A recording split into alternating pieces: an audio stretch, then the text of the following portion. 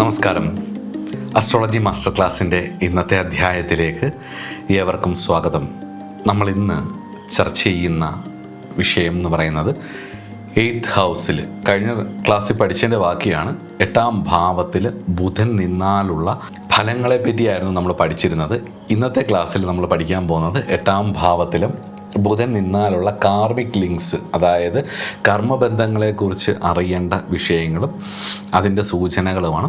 അപ്പോൾ ഇന്നത്തെ അധ്യായത്തിലേക്ക് എല്ലാവർക്കും സ്വാഗതം.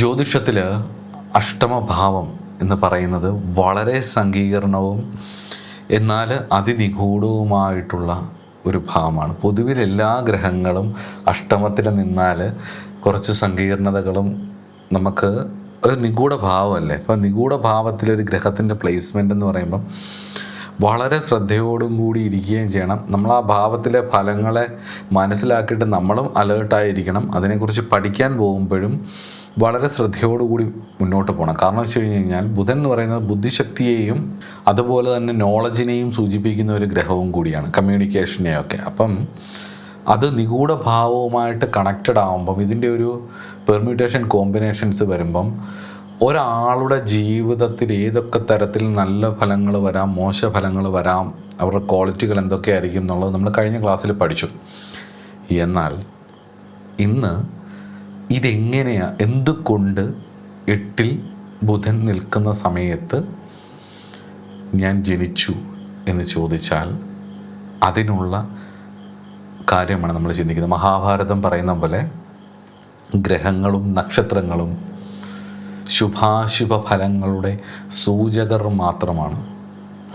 അവർ ഗുണമോ ദോഷമോ ചെയ്യുന്നില്ല എന്ന് മഹാഭാരതം പറയുന്നപ്പം ഗുണമോ ദോഷമോ ചെയ്യുന്നില്ല എന്ന് പറയുമ്പോൾ പിന്നെ എന്തുകൊണ്ടാണ് നമ്മൾ ജ്യോതിഷം നോക്കുക എന്ന് വെച്ച് കഴിഞ്ഞാൽ കർമ്മഫലത്തിൻ്റെ സൂചനകളാണ്, കാലം സൂചിപ്പിക്കുന്നതാണ്. ഇപ്പം ഉദാഹരണത്തിന് മനസ്സിലാവാൻ വേണ്ടി പറയാം. ഇപ്പം ഗൂഗിൾ മാപ്പിൽ നമ്മൾ യാത്ര ചെയ്തുകൊണ്ടിരിക്കുമ്പോൾ ഗൂഗിൾ മാപ്പ് നോക്കുമ്പം അതിൽ ട്രാഫിക്കിൻ്റെ ഇന്ന റോഡിൽ നമ്മൾ പൊയ്ക്കൊണ്ടിരിക്കുന്ന വഴിയിൽ റെഡ് സിഗ്നൽ കാണിക്കും. അപ്പോൾ നമ്മൾ ചിലപ്പോൾ ദേഷ്യപ്പെട്ട് പറയും എന്തോ പറയാനാണെന്ന് പറഞ്ഞിട്ട് ചിലപ്പോൾ ഗൂഗിൾ മാപ്പിനെ ആയിരിക്കും നമ്മൾ ചീത്ത വിളിക്കുന്നത്, അല്ലെങ്കിൽ മാപ്പ് പറ്റിക്കുന്നതാണ്, അങ്ങനെയാണ് നമുക്ക് പോയി നോക്കാം എന്നൊക്കെ തോന്നും. പക്ഷെ വാസ്തവത്തിൽ മാപ്പൊന്നും ചെയ്യുന്നില്ല, അതതിൻ്റെ ധർമ്മം കാണിക്കുന്നു എന്നുള്ളതേ ഉള്ളൂ. നിങ്ങൾ വേറെ വഴി പോയാൽ അത് ആ വഴി കാണിച്ചു തരും. അപ്പം ഗ്രഹങ്ങൾ എന്ന് പറയുന്നത് സൂചകർ മാത്രമാണ്, സൂചനകൾ നൽകുന്നത് ഒരു മാത്രമാണ് എന്നുള്ളത് മനസ്സിലാക്കുക. എന്തിൻ്റെ സൂചന? സഞ്ചിത പ്രാരാബ്ധ ആഗമിക കർമ്മങ്ങളുടെ സൂചന. ആഗമികം എന്ന് പറയുന്നത് ഫ്യൂച്ചറാണ്. ഫ്യൂച്ചറും നമുക്ക് പറയാൻ പറ്റും, പ്രസൻറ്റും പറയാൻ പറ്റും, പാസ്റ്റും പറയാൻ പറ്റും. എന്തിനെ ബേസ് ചെയ്താൽ പറയുന്നത്? ഇതൊരു പ്രഡിക്ഷൻ എന്ന് പറഞ്ഞിട്ടുള്ള ഒരു രീതിയിലല്ല. വാസ്തവത്തിൽ ഇതിനെ ഡയഗ്നോസ് ചെയ്ത് സഞ്ചിത പ്രാരാബ്ധങ്ങളിലൂടെ ഒരു ജീവൻ കടന്നു പോകുമ്പോൾ ഇന്ന വഴികളിലൂടെയായിരിക്കും ഈ വ്യക്തി യാത്ര ചെയ്യുന്നത് എന്നുള്ളതാണ് ഈ ഗ്രഹങ്ങൾ തരുന്ന സൂചന എന്ന് മനസ്സിലാക്കി വെച്ചുകൊണ്ട് വേണം ഈ വിഷയം പഠിക്കാൻ. അപ്പം നമുക്ക് കാർമിക് ലിങ്കിൻ്റെ നോക്കാം. കർമ്മബന്ധങ്ങൾ 8ലെ ബുധൻ എന്തൊക്കെയാണ് സൂചിപ്പിക്കുന്നത് എന്നുള്ളത്. 8ാം ഭാവത്തിലെ ബുധൻ എന്ന് പറയുന്നത് മന്ത്രിയാണ്. അപ്പം ബൗദ്ധികപരമായിട്ടുള്ള ചിന്ത, ബുദ്ധി ഉപയോഗിച്ചുകൊണ്ടുള്ള ഒരുപാട് കാര്യങ്ങളുടെ കടമാണ്.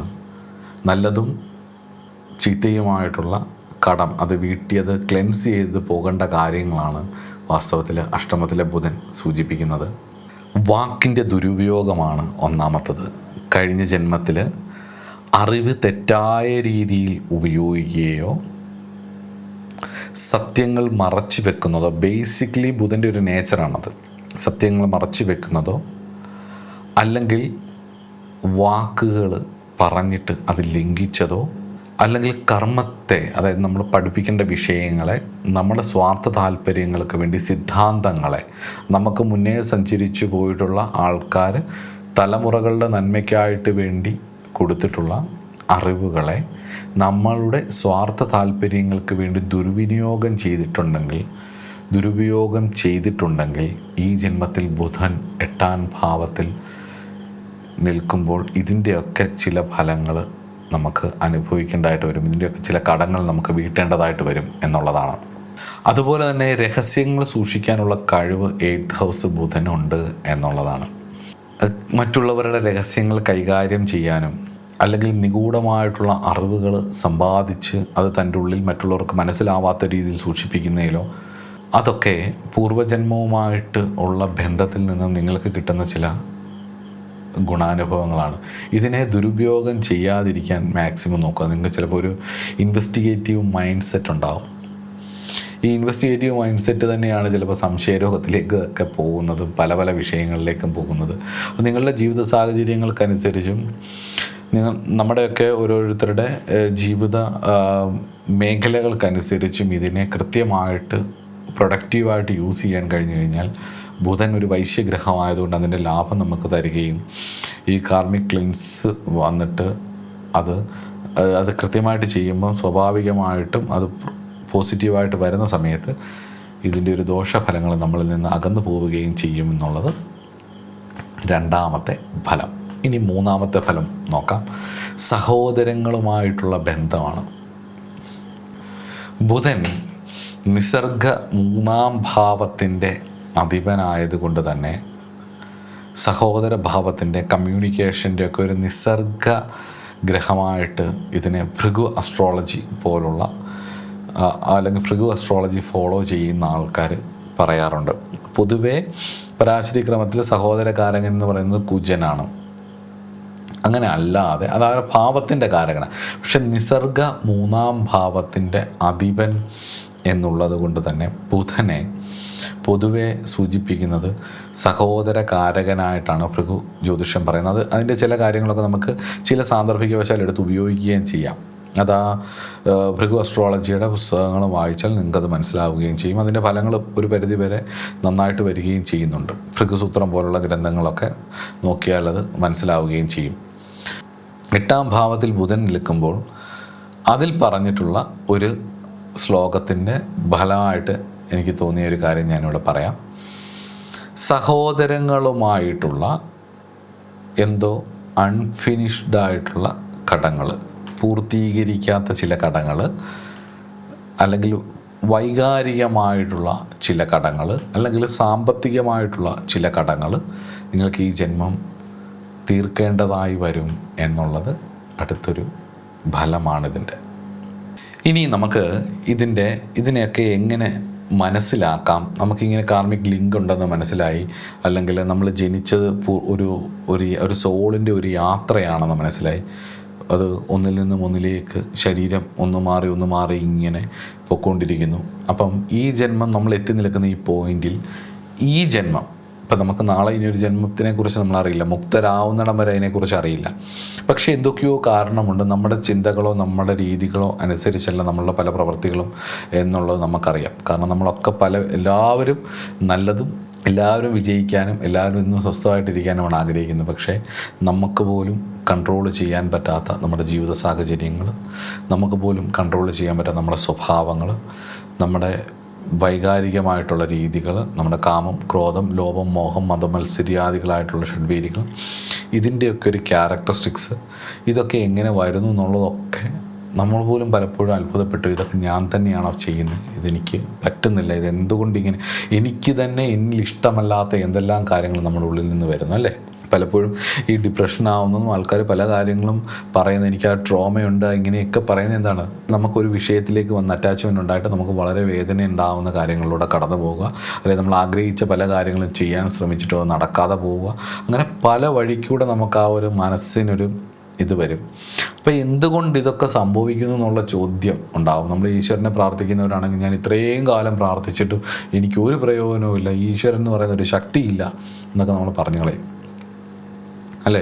അപ്പോൾ നമ്മൾ പറയാറുള്ളതാണ്, നമ്മൾ പറഞ്ഞിട്ടുള്ളതുമാണ്, അല്ലെങ്കിൽ പല സമയത്ത് നമുക്ക് തോന്നിയിട്ടുള്ളതാണ്, ഇതൊക്കെ ചെയ്തിട്ട് വല്ല കാര്യമുണ്ടോ, ഇതൊക്കെ മനസ്സിലാക്കിയിട്ട് വല്ല കാര്യമുണ്ടോ. അപ്പം തിരിച്ചറിവ് വരുന്നിടത്തോളം കാലം നമ്മളിതൊക്കെ പറഞ്ഞുകൊണ്ടിരിക്കും. കൊച്ചുകുട്ടികൾ 1-ാം ക്ലാസ്സിൽ പഠിക്കുന്ന സമയത്ത് പഠിക്കാൻ പറയുമ്പം അവർ വഴക്ക് പറയുകയും കരയുകയും ഒക്കെ ചെയ്യുന്നത്, ദേഷ്യം കാണിക്കുന്നത് വാസ്തവത്തിൽ അവർക്ക് അടുത്ത സ്റ്റെപ്പിലേക്ക് പോകാൻ വേണ്ടിയിട്ടാണ് രക്ഷകർത്താക്കളും ടീച്ചർമാരും പറയുന്നതെന്ന് അവർ മനസ്സിലാവില്ല.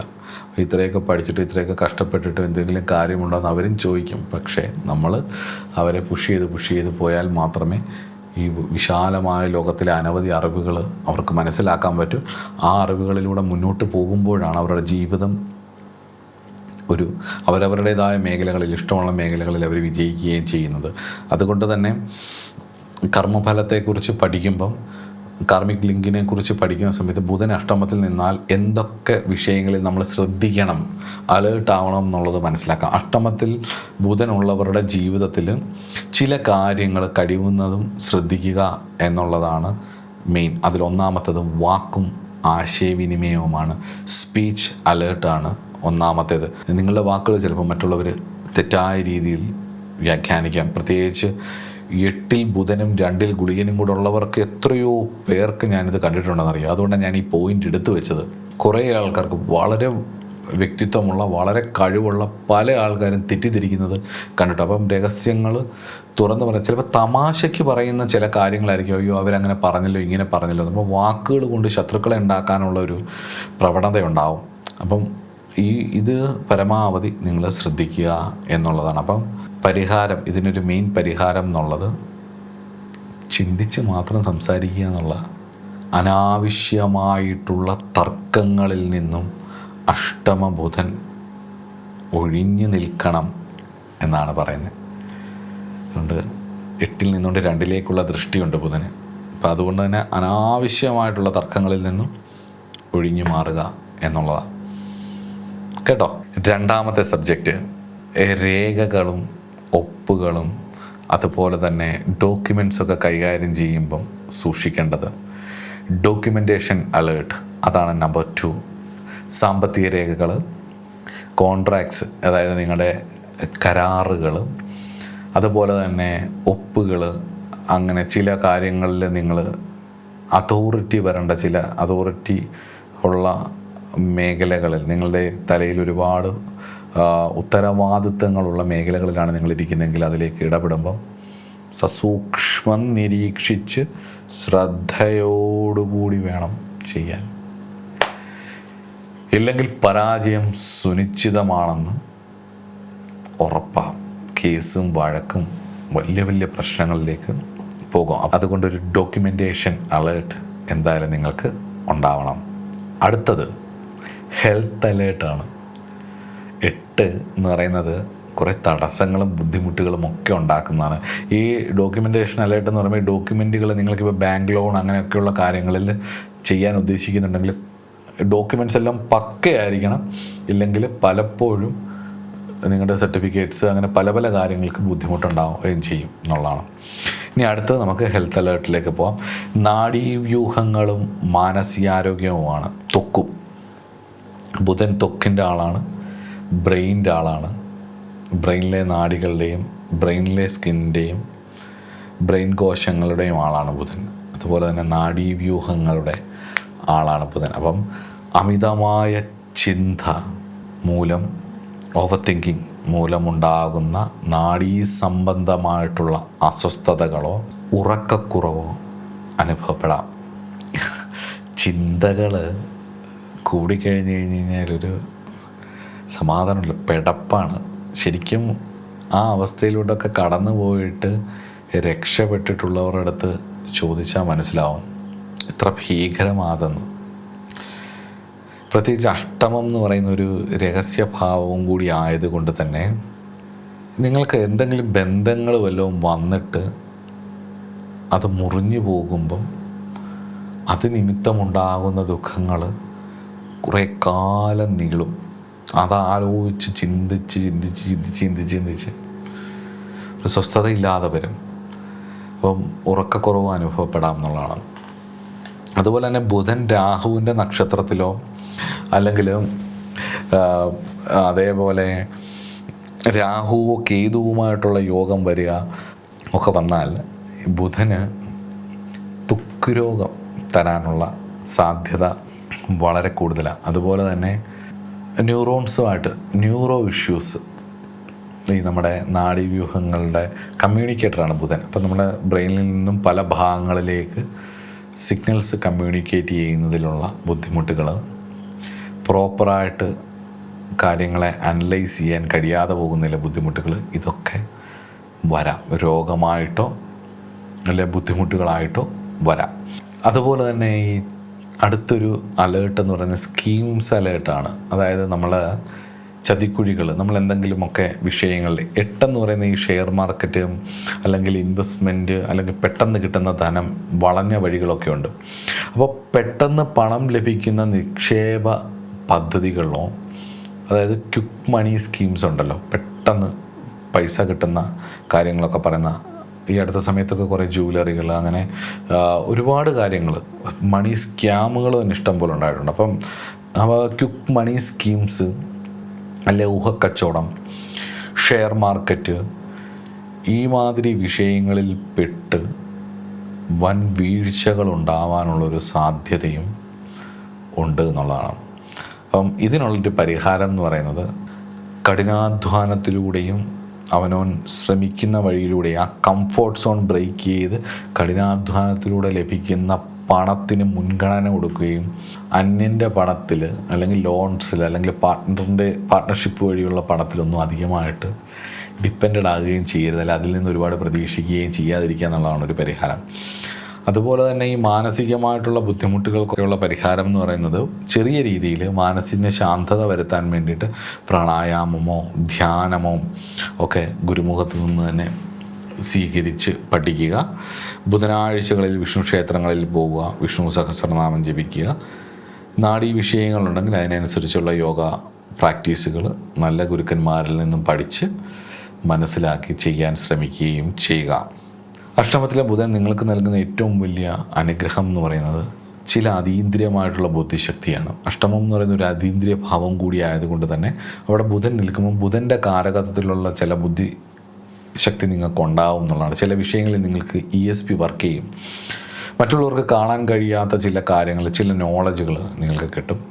ജ്യോതിഷം, തന്ത്രം, മനഃശാസ്ത്രം പോലുള്ള വിഷയങ്ങൾ, അതിലെ അത്യപൂർവമായിട്ടുള്ള ചില കാര്യങ്ങൾ, അതിലെ അറിവുകൾ, അതൊക്കെ നിങ്ങൾക്ക് പെട്ടെന്ന് മനസ്സിലാക്കിയെടുക്കാൻ സാധിക്കുകയും ചെയ്യും എന്നുള്ളതാണ്. അതുപോലെ തന്നെ പ്രതിസന്ധികളെ ഒന്ന് ഇമോഷണലായി വീണു പോയാലും പിന്നൊന്ന് എഴുന്നേറ്റിട്ട് ബുദ്ധിപൂർവ്വവും യുക്തിപൂർവ്വവും അതിനെ ഡീൽ ചെയ്യാനുള്ളൊരു കഴിവും നിങ്ങൾക്കുണ്ടാവും എന്നുള്ളത് ഉറപ്പുള്ളൊരു കാര്യമാണ്. അതുകൊണ്ട് തന്നെ അഷ്ടമത്തിലെ ബുധന് പറഞ്ഞിട്ടുള്ള ഏറ്റവും നല്ല പരിഹാരം എന്ന് പറയുന്നത് അവതാര വിഷ്ണു എന്നാണ് പൊതുവെ കേരളീയ ഗ്രന്ഥങ്ങളിൽ പറയുന്നത്. ബുധൻ അവതാര വിഷ്ണു, അതായത് വിഷ്ണു ഭഗവാന്റെ അവതാരങ്ങളെ, എന്നാലും വിഷ്ണുവിനെ തന്നെ ആശ്രയിക്കുക, അത് ബുധന് പരിഹാരമാവും എന്നുള്ളത് തന്നെ അനുഭവത്തിലുണ്ട്. പിന്നെ നരസിംഹമൂർത്തിയോ, ചൊവ്വയുടെ രാശിയിലാണെന്നെങ്കിലും നരസിംഹമൂർത്തിയോ, അല്ലെങ്കിൽ ബുധൻ്റെ രാശിയിൽ തന്നെയാണ് ബുധൻ അഷ്ടമത്തിൽ നിൽക്കുന്നതെങ്കിൽ വേണമെങ്കിൽ അത് ഭഗവതിയെയോ സരസ്വതീ ദേവിയെയോ അല്ലെങ്കിൽ നിങ്ങൾക്ക് വാഗ്ദേവിയെയോ അല്ലെങ്കിൽ സുദർശനമൂർത്തിയെയോ ഒക്കെ ആശ്രയിക്കാം. അതൊക്കെ ഒരു നല്ല അസ്ട്രോളജർ എടുത്ത് ചോദിച്ചോ അല്ലെങ്കിൽ അതിനെക്കുറിച്ച് പഠിച്ചിട്ടോ വേണ്ട പോലെ ചെയ്യുക. വലിയ ദോഷമില്ലാത്തൊരു കാര്യം എന്ന് പറയുന്നത്, വലിയ പ്രശ്നമില്ലാത്തൊരു കാര്യം അഷ്ടാക്ഷരം ജപിക്കുക, വിഷ്ണു സഹസ്രനാമം ജപിക്കുക എന്നുള്ളതാണ്. അങ്ങനെ ഗ്രന്ഥങ്ങളിൽ ചിലയിടത്ത് കാണുന്നുമുണ്ട്. ബുധന് വിഷ്ണു പരിഹാരമായിട്ട് തന്നെ പറയുന്നുണ്ട്. ഭാഗവത പാരായണം പറയുന്നുണ്ട്. അങ്ങനെ ഒരുപാട് കാര്യങ്ങൾ പറയുന്നുണ്ട്. അത് ചെയ്യുക. യോഗ പോലുള്ള കാര്യങ്ങൾ ചെയ്യുക, മെഡിറ്റേഷൻ പോലുള്ള കാര്യങ്ങൾ ചെയ്യുക. ഗൈഡഡ് മെഡിറ്റേഷൻസ് ഒക്കെ ശരിക്കും ബുധന് പരിഹാരമായിട്ട് വരും. കുണ്ടലിനി യോഗം പോലുള്ള ഗൈഡഡ് മെഡിറ്റേഷൻ അല്ലാതെ എനർജി വെച്ച് ചെയ്യുന്ന മെഡിറ്റേഷൻസൊക്കെ കൂടുതലും വ്യാഴത്തിനും ശനിക്കും ഒക്കെയാണ് പരിഹാരം വരുന്നത്. ഇവിടെ ശരിക്കും പറഞ്ഞ് അതെല്ലാത്തിനും പരിഹാരമാവും. എന്നിട്ട് കുറച്ച് ഹയർ ലെവലിൽ എത്തിക്കഴിഞ്ഞാൽ എല്ലാത്തിനും അത് പരിഹാരമാവും. പക്ഷേ ഇവിടെ എന്ന് പറയുന്നത് എല്ലാ സാധനയും കുണ്ടലിനി ഉദാഹരണമാണല്ലോ ഉദ്ദേശിക്കുന്നത്. അപ്പോൾ ഇവിടെ എന്ന് പറയുന്നത് ഗൈഡഡ് മെഡിറ്റേഷൻസ് ഒക്കെ ഉണ്ട്. മൈൻഡ്ഫുൾനെസ് മെഡിറ്റേഷൻ അല്ലെങ്കിൽ സ്ട്രെസ് റിലീഫ് മെഡിറ്റേഷൻസ് എന്നൊക്കെ പറഞ്ഞിട്ട് അനവധി ഒരുപാട് പേരുണ്ട്. ഇൻസൈറ്റ് ആപ്പുകളിലൊക്കെ, മെഡിറ്റേഷൻ ആപ്പുകളിലൊക്കെ ഒരുപാട് സാധനങ്ങൾ കിട്ടും. നിങ്ങളതൊക്കെ എടുത്ത് വെച്ച് ചെയ്യുക. ഒട്ടും കയ്യിൽ നിൽക്കുന്നില്ലെന്നുണ്ടെന്നുണ്ടെങ്കിൽ ആരുടെയെങ്കിലും ഒരു ഹെൽപ്പ്, ഒരു സൈക്കോളജിസ്റ്റിൻ്റെ ഒരു ആസ്ട്രോളജറുടെ ഒക്കെ ഒരു ഹെൽപ്പ് എടുത്ത് മുന്നോട്ട് പോകാനും നോക്കുക. അപ്പം മഹാവിഷ്ണു സാക്ഷാൽ നാരായണൻ ഭഗവാൻ അനുഗ്രഹിക്കട്ടെ എന്ന് പ്രാർത്ഥിച്ചുകൊണ്ട് അടുത്ത ക്ലാസ്സിൽ കാണാം. നമസ്കാരം.